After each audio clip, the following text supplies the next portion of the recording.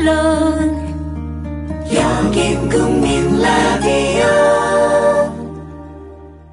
지금 시각은 6시 30분입니다.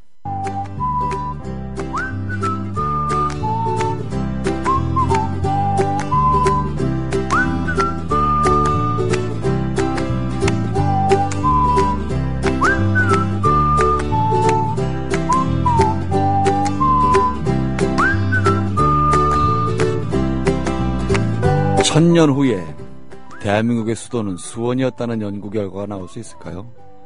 불가능합니다. 천년 가도 파괴되지 않는 기록들이 무수한 까닭이죠. 컴퓨터에 의해 기록되고 보존되는 한 이제 역사적 오류는 없겠습니다. 명명백백 사실에 근거한 이론들이 펼쳐지겠죠. 논란의 대상도 아닙니다. 그러나 백제의 수도가 어디였느냐는 문제는 여전 논란의 대상입니다. 오늘은 지난주에 이어 몽촌토성과 하남 위례성을 오가며 백제의 수도를 찾아보겠습니다.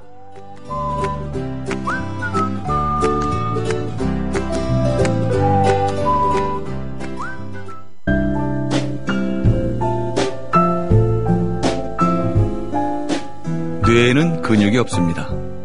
최근 섹시한 뇌를 위한 체육관 국민라디오 전영관의 30분 책 읽기. 네.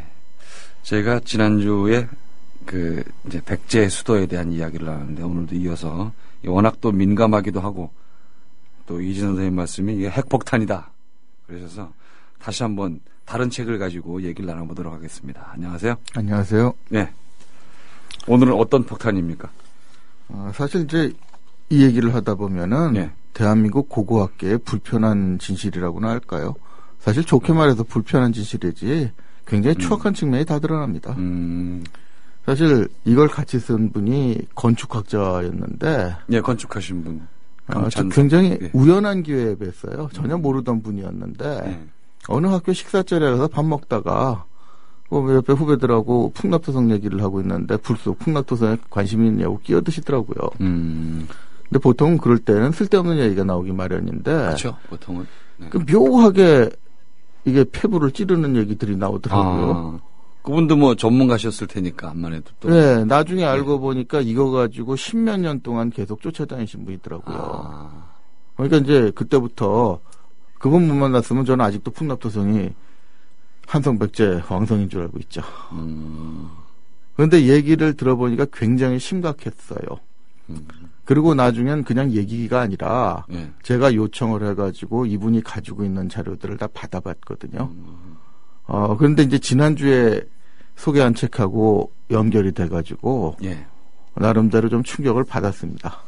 왜 그러냐면은 예. 지난주에 소개했던 김태식 기자 책은 풍납토성이 백제 왕성이라는 주장 아닙니까? 그렇죠. 근데 이분은 풍납토성이 백제 왕성이 아니라는 아니다. 주장이었거든요. 예. 그런데 처음에는 김태식 기자 책을 보고 제가 굉장히 감탄을 했어요.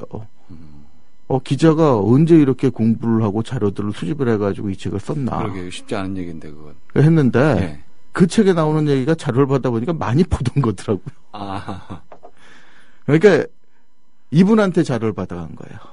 이 강찬석 선생님한테. 네. 그러니까 예. 자기가 줬다고 얘기를 하더라고요. 근데 줬다고 얘기를 안 해도 훤히 알 수 있는 게 그 자료를 읽어보면은 네. 거기서 준 자료의 대부분이 그 김태식 기자 책.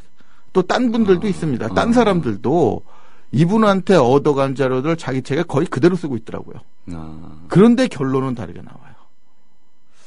그게 이제 주관이나 이런 자기 고집 이런 거 아닐까요? 글쎄 주관이나 자기 고집이면 이해를 하겠는데 예, 그러면 예. 추악하다는 말도 안 나오죠. 예. 좀 적나라하게 말하면 자료 조작입니다. 이 양반이 준 자료를 그렇게 조작을 안 하면은 결론이 그렇게 비틀어질 수가 없어요. 하긴 이 강찬석 선생님이란 분은 몽촌토성이 수도가 아니다는 입장이었을 텐데. 그렇죠. 몽촌도 아니고 예. 풍납도 아니라는 거예요.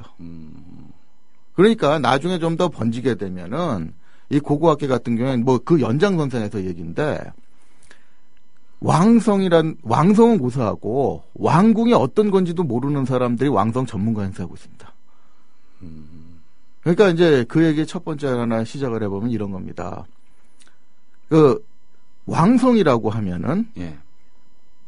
그 왕성일 수밖에 없는 유적이 발견돼야 되거든요. 그런데 기본 요소들이 있겠죠. 그렇죠. 근데 예. 그 기본 요소라는 게 예를 들어 예. 이제 풍납도성이 왕성이었다고 하는 굉장히 중요한 근거가 예. 유물이 많이 나왔다는 거거든요. 단지 유물이 많다고 왕성인가요? 그러니까요. 그런 식이라면은 예. 로마의 수도는 폼페이가 돼야 됩니다. 아, 그렇죠. 로마보다는 pompe이가 유물은 굉장히 많이 나왔거든요. 네. 왜 그러냐면 그건 수도였기 때문에 유물이 많은 게 아니라 화산이 터져가지고 그 화산재에 그대로 덮여버리지 그대로 않습니까? 묻혔으니까 뭐. 그러니까 그때 살던 사람들이 가지고 있던 유물이나 유적이 그대로 보존이 되죠. 화산재에 예. 덮여가지고 예, 예. 뭐 몇천 년 후에 파도 예. 그게 보존이 돼서 잘 나오거든요. 그러니까 이제 뭐 사막 한가운데 있는 도시들도 로마 못지않게 잘 보존된 도시들이 있다는 얘기예요. 맞습니다. 그런데 예. 오히려 로마에는 왜 안 남아 있겠습니까? 고대 로마 시대부터 지금까지 계속 중요한 도시로 남아 있으니까. 사람들이 들락거리면서 집어가기도 하고 뭐 파괴도 그렇죠. 하고. 이제 자기들이 예. 이제 최신 건물 짓고 싶으면 앞에 거 밀고 다시 세운다든가 이렇게 돼 버리면은 굉장히 많은 게 파괴되고 낡은 유물이나 유적들은 아예 갖다 버리잖아요. 근데 풍납도성도 마찬가지거든요.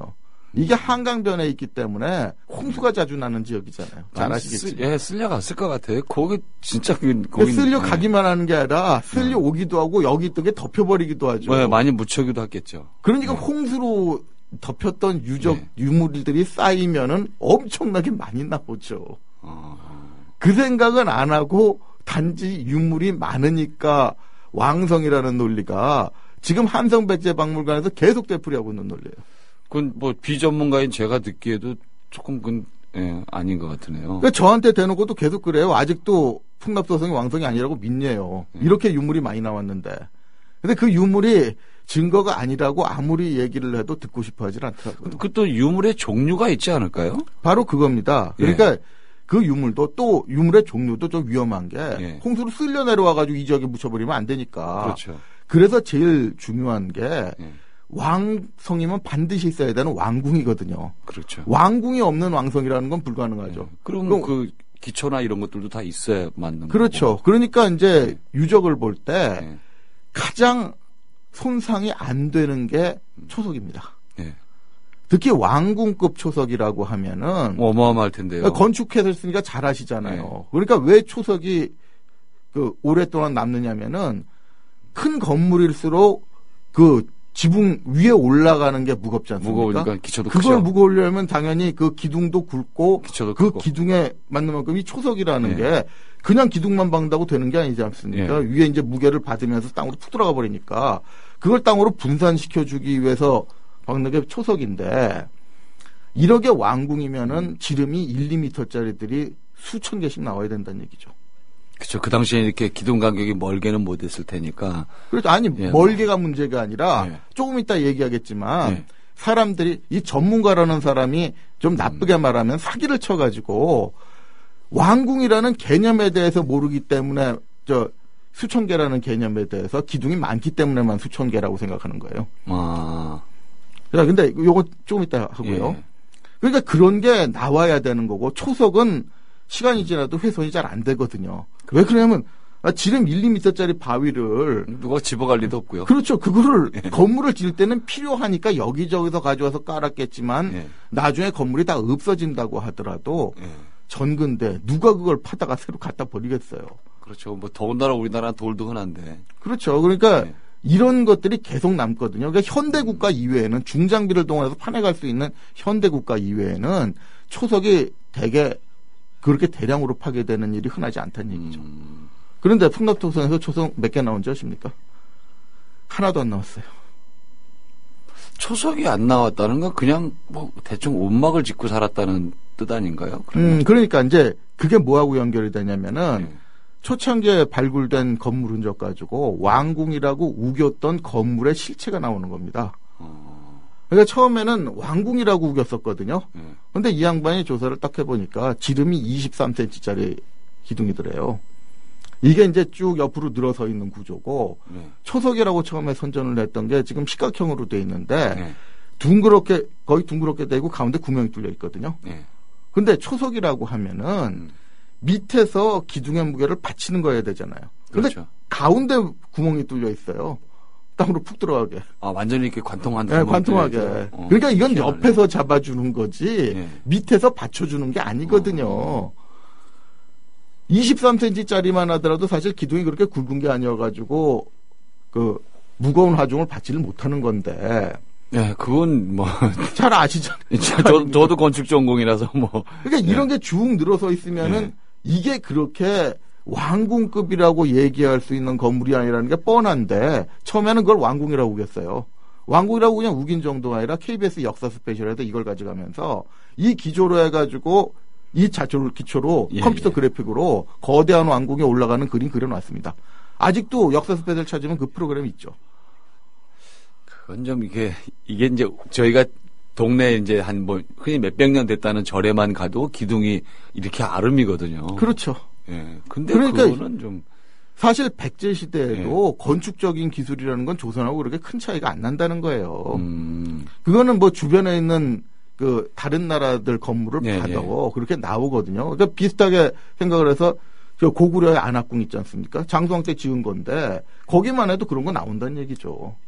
나와요, 정상이. 그렇죠. 그러니까 그럼 장수왕하고 라이벌이라는 계류왕이 아무리 그래도 장수왕의 그 안압궁이 한 10만 평 정도 된다는 거거든요. 예. 그것도 급히 평양으로 천도하면서 지은 궁궐인데 그렇고 나중에 그것도 뭐 좁아서 그런지 문제가 있다는지 다 장안성 짓고 옮겨가거든요. 그러면 장안성이 한 400만 평 되는데 그 안압궁이 한 10만 평 정도 되고 라이벌이라는 계류왕이 17만 평짜리에 어딘지도 모르는 초가하고 비슷한 왕궁 짓고 살았다는 얘기가 됩니다. 기분상 그렇게 안 했을 것 같아요. 그러니까 근데 그래서 나중에는 민망하니까 예. 처음에는 왕궁이랬다 그러다가 양보해서 왕궁의 부속 건물 아. 이러다가 이제 또 양보를 해가지고 예. 백제 귀족들이 살았던 집으로 지금 정리가 됐습니다. 귀족도 그만한 기둥 갖고는 안 되는데요. 그러니까 이제 넓이를 보니까 23평 정도 나와요. 그러면 백제를 모욕을 해도 보통 모욕을 한 게 아닌데 이거 사실 지금 웃고 계신데 한성백제박물관 지금이라도 가서 한번 보세요. 그건 꼭 한번 제가 가보겠습니다. 모형을 그렇게 그려놓고요. 그 안에 가보는 벽화에다가 그 허름한 초가에 백제 왕하고 귀족들이 정사를 보고 있는 그림 그려놨습니다. 23평이에요? 예. 그리고 좀 있다가 이제 그 집을 조금이라도 좀 고급스럽게 보이기 위해서 건축학적으로 어떤 장난을 해놨는지도 가서 모형을 보시면 알아요. 그러니까 이걸 보고 나서 어느 누가 백제가 왜를 능가하는 세력이라고 생각을 하겠어요. 그러니까 일본 여행을 가보면 일본은 80만 명짜리 왕궁이 남아있거든요. 조금 뒤라고 하더라도. 예. 왕성이 800만 평인데. 참. 이게 우리가 몇천억을 지어줘서 백제의 역사를 기리라고 만든 한성 백제박물관에 전시되어 있는 물건이거든요. 그리고 좀 아까 보류했던 그 코미디. 한성 풍납도성에서 기와가 많이 나왔거든요. 네. 그러니까 이 기와를 어떻게든지 이 건물에 얹어놓고 싶은 거예요. 근데 아시겠지만 23평짜리, 23cm짜리, 23평짜리에다가 23cm짜리 기둥을 가진 요 육각형 집. 여기다가 도저히 기와가 안 올라가거든요. 네, 안 됩니다, 그거. 그러니까 많은 사람들은 기와라 그러면은 진짜 기와만 올려놓으면 기와집 되는 줄 알더라고요. 그 안에 흙이 얼만데요. 그러니까. 아니, 사실 기와만 올려놓으면 그 사이로 물 다 되잖아요. 그러니까 사실 그 점토를 쫙 둘러서 바르고 그것도 위에다 석회도 또 바른다면서요. 예, 강회라 그래서 예. 이제 천연 석회를 그리고 바릅니다. 기와를 올려내야 되니까 예. 기와집이라는 게 당시 기술로는 보통 무게가 아니거든요. 예, 지붕의 무게가 어마어마해요. 그러니까 예. 수원 화성 답사 갔을 때 예. 그 지붕이 예. 그 포물선을 그리면서 들어오는 화살을 맞게 예. 그 성루에 있는 성곽의 예, 예, 천마를 덮게 돼 있거든요. 예. 근데 그거 얘기를 하면서 예. 그 모르는 사람은 예. 기와가 화살을 막을 수 있나 이것 따지더라고요.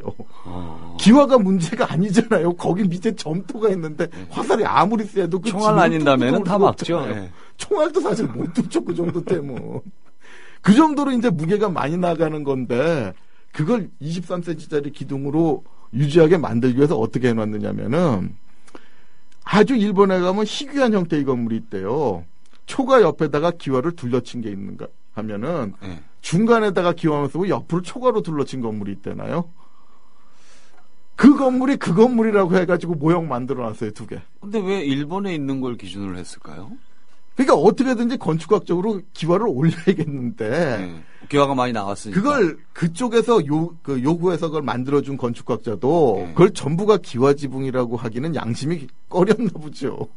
네, 건축적으로 그게 이렇게 우리가 가구 구조라고 그러는데 그렇죠. 23cm 정도 되면 이렇게 연결이 잘 안 돼요. 부재들이 너무 작아서. 그러니까 그게 가구 네. 식이 아니라 벽식이라는 거죠. 그 좁은 건물들을 옆으로 쭉 늘어서 가지고 네. 세우고 위에다 초가해 놓고 입구 만드는 그래서 육각형이 나오는 그런 집이고 이 양반이 조사해 보니까 그건 청동기 시대에 그런 집을 많이 지었다 그러더라고요. 움집 같은 느낌을 줄 것 같아요. 움집이죠. 움집 같은 느낌이 아니라 이 구조를 딱 들어보면 벌써 움집 나오잖아요. 네. 그게 23평짜리 움집이면은 그건 백성들 정도. 움집 중에서는 큰 거죠. 그렇죠. 그러니까 네. 백성들은 뭐 그런 데 살아도 이상할 게 없는데 아니 백제 귀족이 23평짜리 살았으면 그 당시 신분제 사회가 귀족이 23평 사는데 뭐 백성이 20평짜리 살겠습니까?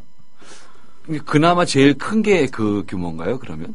일반적으로 나오는 규모가 그 규모들이. 규모예요. 네. 아, 그러니까 이제 그게 사실 어떻게 보면 지금 변두리에서 백성들을 모여 사는 이런 곳에서 그런 흔적이 나오는 건 이상할 게 없는데 네. 그게 왕궁이라는 게 웃기죠. 백제 시대의 뭐 분당 신도시 이런 느낌 아니었을까요? 그러니까 변두리죠. 왕궁이라기보다 나중에 이제 왕궁의 전반적인 이 구조를 말씀드리면서 예. 그것도 했는데 지금 그 양반은 그걸 진성으로 보더라고요. 얼마 전에 돌아가셔가지고 이제 이제 나오는 사진은 더 밝힐 수가 없게 됐는데 나중에는 이제 초석이 안 나오니까 초석을 조작해내더라고요. 그건 좀 이따 말씀을 드리고. 예. 그렇기 때문에 사실 지금 나온 건물 중에서는 왕궁급 건물이라고 할 수 있는 건 전혀 안 나왔어요. 그런데 한성백제 박물관에 가보시면은 왕궁이 있는 위치가 떡 그려져 가지고 한 거의 가운데쯤에 예. 모형의 왕궁 전시해 놓고 있습니다. 그럼 박물관에서만 전시를 하느냐? 그게 아니거든요. 얼마 전에 있었던 바로 지난달 말에 있었던 도성에 관한 연구를 하는데 한 고고학자가 가지고 발표를 하더라고요. 그러니까 풍납도성하고 경주 월성하고 딱 비교를 하면서 왕궁 구조 유형에 대해서 딱 설파를 하거든요. 근데 재밌는 게 뭐냐면은 제가 질문 한번 던져봤죠. 월성에서 민가 나왔느냐? 화를 벌컥 내더라고요. 안 파봐서 못 봤대. 그런데 안 파봐서 못 본 거를 왜 자기 보고 논문에는 나온 것처럼 씁니까? 그러니까 풍납도성은 왕궁이 안 나왔고 월성은 민가가 안 나왔거든요. 근데 그 두 개가 똑같은 왕성이고 구조가 같대요. 이거는 학술진 그 한국연구재단이니까 거기서 지원을 받아서 하는 학술회의. 그것도 도성연구입니다. 도성연구에서 예. 우리나라 그 충남에 있는 국립대학의 교수가 그런 내용을 발표하고 있습니다. 제가 뭐라고 드릴 말씀이 없네요. 그러니까 사실 어떤 자료를 가지고 와서 예. 할 말 없는 어떤 근거가 있어가지고 뭐 얘기를 하는 게 아니라 예. 그냥 추정이에요. 상상도로 그려가지고 예. 왕궁이 나오지 않았지만 이제 있다고 생각하고 그리자라고 하는 게 그런 고고학자들이 제시하는 근거입니다. 나름의 결론을 내놓고 꽤 맞추는 것밖에 안 되잖아요. 그렇죠. 그러니까 풍납도성에서 왕궁 문제가 나오면 왜 또 문제가 되느냐면은 이렇게 얘기하면 그 사람들 흔히 하는 변명이 있거든요. 아직 발굴이 안 됐대요. 아, 자, 그런데 예. 이게 발굴이 안 됐다는 얘기를 그 내막을 모르는 사람이면 끄떡끄떡 해버리거든요. 그렇죠. 아직 발굴 안 됐다 그러면 네. 뭐. 그런데 여기 그 양반 이 강 선생이 여기 10년 이상을 쫓아다니다 보니까 어디 발굴됐는지를 대충 알거든요.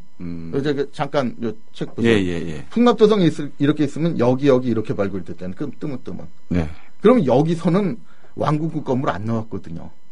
그러면은 절묘하게 왕궁 없는 데만 발굴을 했다고 하더라도 이 지역을 딱 빼면은 어떤 인간은 이런 엽기적인 생각도 하더라고요. 요 경계선을 타고 왕궁이 삐뚤빼뚤하게 그 형이상학적으로 형태로 있었지 않았느냐. 그런 왕궁이 없다는 보장을 네가 어떻게 하냐 이렇게도 말을 하더라고요. 아, 막 구름처럼 이렇게 삐뚤삐뚤 그렇죠. 이렇게 왕궁이 그렇게 생겼을 것이다. 근데 이 당시에 왕궁 그렇게 짓습니까? 그 당시에 아방가르드가 있었나 보죠. 그러니까 정말 아방가르드한 발상을 해가지고 백제왕궁을 만드는데 사실 그랬을 리는 없는 거고 그럼 백제만이 그런 식으로 왕궁 지었다는 얘기인데 어디선가 비슷한 양식이라도 있든지 뭐 유행을 했든 뭐가 있어야지 얘기가 좀 되죠. 아이고 참. 그러니까 뭐 상상도 뭐 백제에 대한 만화를 그렇게 그릴 수는 있겠죠. 근데 백제 문화의 원류가 들어오는 고구려 문화부터 시작해서 동아시아 문화에 왕궁 짓는 건 법도가 있습니다. 근데 그 법도 싹 무시하고 백제만 그렇게 지었다는 게 이상하잖아요. 그럴 수가 없죠. 그러니까 보통 왕궁 건물들을 보시면은 네. 동아시아에 다 그 거의 공통돼 있는데 네모 반듯반듯하게 짓습니다. 그리고 이게 기술자들끼리 교류를 하거든요. 그렇죠. 그래서 절대 어디선가 갑자기 뭔가가 독창적으로 탁 튀어나오는 경우는 없어요. 그렇죠. 예, 기술도. 예술은 혹시 모르지만 기술은 절대 그렇게 안 되거든요. 더군다나 동아시아에서는 전통과 법도를 중시하기 때문에 왕궁 짓는 거는 춘추 전국시대면은 이제 주례 고공기라고 해가지고 옛날부터 왕궁 짓는 법도를 아예 찍어놓고 얼마나 많은 철학과 기준과 막 오만 것이 거기 들어있겠어요. 그렇죠. 그러니까 이 기준에 네. 의하면은 네. 네모 그 사각형으로 짓는 거는 당연하고 네. 각 그 면마다 3개씩 성문을 만들어서 9개씩을 뚫는 거, 3개씩 성문으로 12개가 되는 거죠. 그리고 그걸 남북으로 연결시킵니다. 그래서 이 왕성의 가장 기본적인 도로가 주작대로라 그러는데 그렇죠. 주작대로가 북쪽에서 남북으로 잇는 예. 이 도로가 있고 이게 중심축이 돼가지고 이 네모바튼 도시건 계획을 해가지고 짓게 돼 있거든요.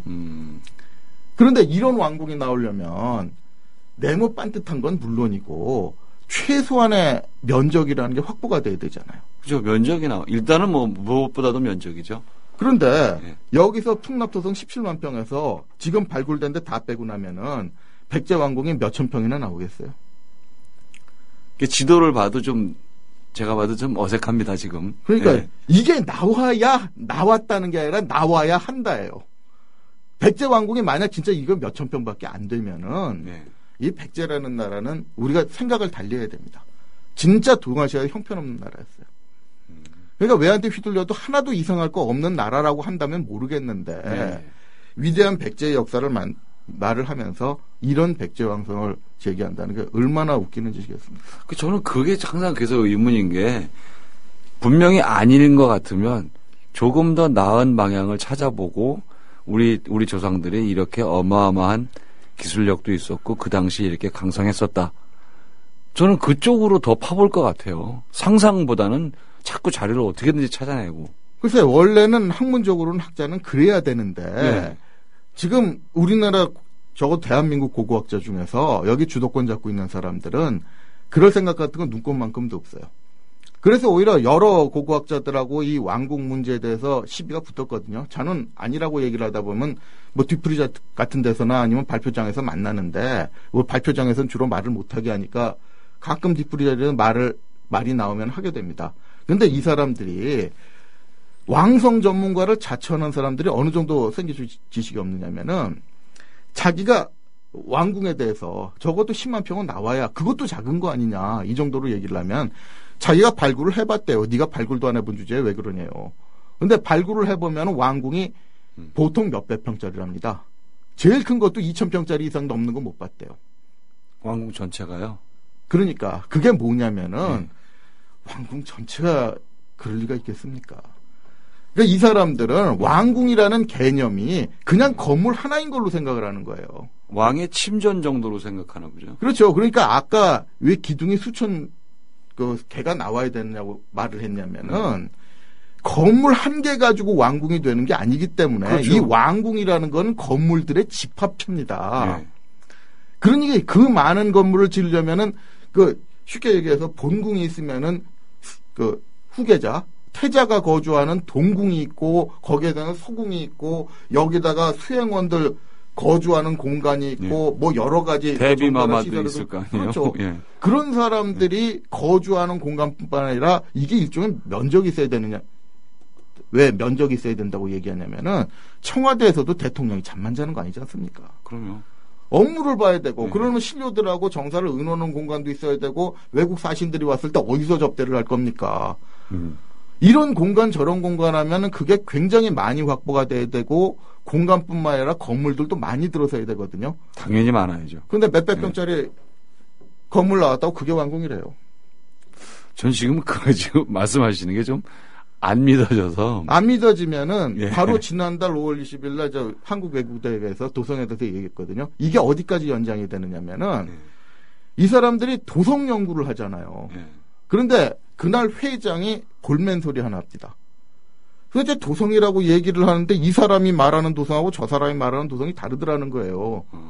그 연구 논문에 나온 게 누구는 왕궁을 가지고 도성이라고 얘기하는 것 같고 누구는 굉장히 큰 성을 어떤 지역에 있는 성을 가지고 얘기를 하는 것 같고 누구는 여기저기 찢어져 있는 걸 타도성으로 얘기하는 것 같고 그래서 이 도성을 연구한다면서 도성이 뭔지 이렇게 연구자들마다 다르면은 이거 어떻게 공감대가 형성되겠느냐 이런 얘기를 하더라고요. 학자들끼리도 용어의 정리가 안 돼 있다는 얘기인가요? 그러면? 그렇죠. 근데 그게 예. 작년에 제가 했던 소리거든요.